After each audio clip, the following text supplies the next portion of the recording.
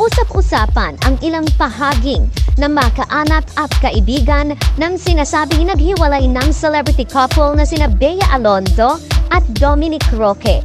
Ang pasabog naman ngayong araw ng showbiz columnist na si Christy Fermin. May politiko raw na involved sa Bea-Dom split. Bea Alonzo at Dominic Roque. maaaring dahilan kung bakit naudlot yung planong pagpapakasal. At ang condo unit pala na tinitirahan nitong si Dominic ay nakapangalan sa isang napaka-controversial na politiko.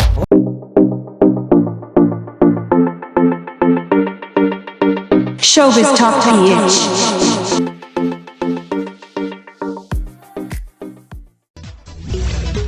Hot topic pa rin ngayon ang hiwalayan ng celebrity couple na sina Bea Alonzo at Dominic Roque o Bea-Dom. At ang latest, may mga pahaging na rin ng kani-kanilang mga kampo. Sa Instagram, looking chill at pa-deep si Dominic sa isang larawan habang nasa isang dalampasigan with matching tingin sa malayo. Walang caption ang post, kaya ang ilang mga marites nahiwagaan lalo na't na-upload ito sa gitna ng issue ng kanilang hiwalayan. Kasunod niyan, napansin naman ng mga netizen ang post ni Dane Duque, makeup artist ni Bea tungkol sa isang manipulative sad boy. Sabay caption ng "They should be stopped." Tanong tuloy ng mga netizen, si Dominic nga ba ang pinatutungkulan ng post? Mula naman sa kampo ni Dominic, nag-trending ang post ng kanyang kuya na si Leanne. Makahulugan daw kasi ang kanyang IG story na isang wolf in a sheep clothing. Isa yung idiom o kasabihan patungkol sa isang taong nagbabait-baitan pero mapanganib din naman. Sa kabila ng mga cryptic post na ito, wala pa namang formal na pahayag tungkol sa kanilang hiwalayan sina Bea at Dominic. Kaya naman todo-todo pa rin ang mga espekulasyon ng publiko kung ano nga ba ang nangyari. Kasabay niyan, may pasabog sa 1PH show, The Christopher Minute, ang showbiz columnist na si Nanay Christopher Min, kaugnay ng issue ng Bea-Dom splits. Meron pong politikong involved dito sa isyong ito. Kami na po ang nagsasabi, madiin naming sinasabi ni Romel, meron pong politiko na sangkot sa isyong ito.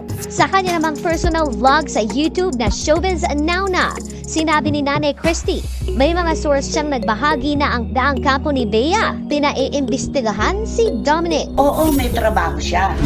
Pero walang definido na sagot kung ano yung trabaho na yon. At ang condo unit pala na tinitirahan nitong si Dominic ay nakapangalan sa isang napaka-controversial na politiko. Hoy! Ay! So may... Politiko ang sinabi ko, lalaki ha. Lalaking politiko.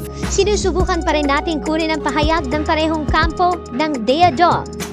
Pero sa ngayon, may panawagan naman ang kanilang kaibigan na si Boy Abunda, lalo na sa mga nagpapakalat ng mga haka-haka umano online, gaya ng walang tumatagal na relasyon si Bea at si Dominic naman ay hindi umano superstar.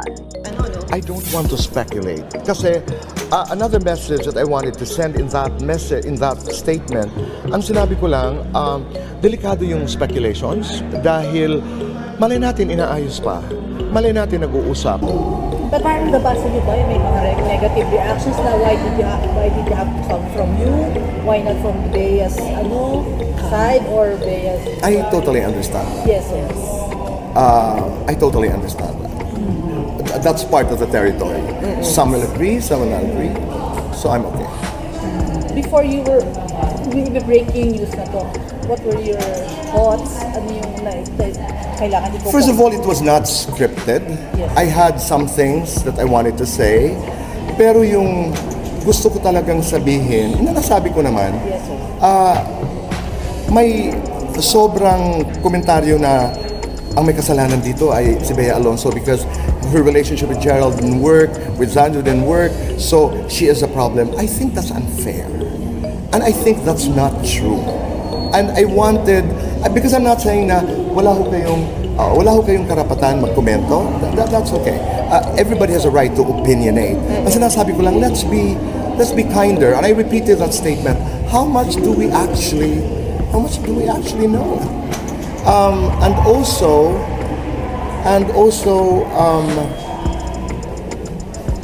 with Dom's side, you know, he gets a lot of bashing. He gets a lot of bad comments. Hindi siya superstar. You know, I get bothered with it. It was one of the reasons why I decided to just come out and say, hinay-hinay tayo. Eto ngayon, ayon sa aming source, pinaiimbestigahan po sa pamilya ni Bea Alonzo kung ano ba talaga ang trabaho ni Dominic Roque. Ay, oo nga. Di ba? Kasi may sinasabi niyang busy siya sa kanyang business. Oo. So, may ano ligo. ang business? Ano yung business? Oo. Yung iba sumagot ng monkey business. Oo, kanya-kanya na ng interpretasyon. Ano natin yung isang tabi natin yon. Ang sabi, meron siyang business. Oo. At nakatira siya sa isang super pangmayaman na kondo. Hoy! Di ba? Yung mga sikat na artista nga, hindi naglakas loob na tumira Oo, doon. hindi na Di kaya. ba? So, siguro'y gumugulong na yung investigasyon dahil merong nakaalam na, oo, may trabaho siya. Oo. Pero walang definido na sagot kung ano yung trabaho na yon. At ang condo unit pala na tinitirahan nitong si Dominic ay nakapangalan sa isang napaka-controversial na politiko. Hoy! Ay, so may Politiko ang sinabi ko, lalaki ha. Oo, Lalaking politiko. oo. so may shade na kagad. Oo.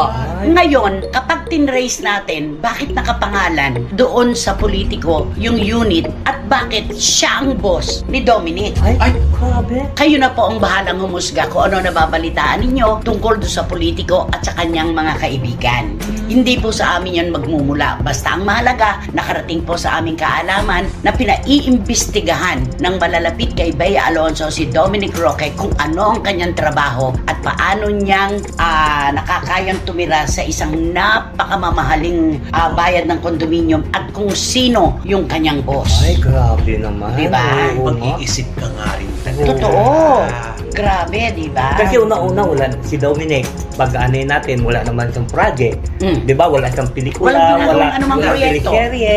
Mm-mm. Eh, bakit nakakaupan siya ng ganun kalaki sa isang Oo. pribadong kondo na yun? At tapos meron pang issue na kapag pumupunta sila sa ibang bansa, share daw. Ay, oo nga na. Share daw ang gastos. Sabi share daw. Idiniin ng aking source, si Bea talaga ang nagbubuk, siya ang nagbabayad. Ay, Ala. Yun. Kaya walang partisipasyon si Dominic sa kanilang pagbabakasyon sa iba-ibang bansa. Or maaaring meron din kapag kain pagkain, di ba? oo Ewan nga. ko lang kasi pag nagpabook ka, aeroplano, hotel, Oo, syempre, destinasyon. oo. Ilagay na lang natin sa kwento, mas malaki pa rin ang partisipasyon Ni Bea. Oo. oo. Alam mo, meron pa siyang sinabi na ang kasal daw nila ay Christian wedding. Dahil Christian daw siya. Hindi papayag si Mami Mary Ann. Ay, oo. Kaya nga po, nagpatayo sila sa Beati Firma ng chapel. Isa na yan sa mga preparasyon kung sakali at magpapakasal si Bea. Ang gusto ng kanyang pamilya, yung naroon silang lahat sa chapel mismo na naroon sa bakuran ng Beati Firma. Ay, so tama yung sabi natin dito. Na, di ba sabi, sa Madrid di ka kasal o kung saan man. Italy. Doon na lang sa farm. Oo, yun ang sinabi mo. Oo. Bakit gagastos pa? Ba't hindi na lang doon sa farm? Oo, noon, nakaready na pala yung chapel. Oo. Ipinatayo daw yon para kay Bea. Naman pala. So marami talagang nagbabanggaan na mga kwento. Oo. Yon. Ano ang opinion mo? Ano ang trabaho ni Dominic Roque? Ay, sa akin lang, parang wala siyang trabaho talaga eh. Mm-mm.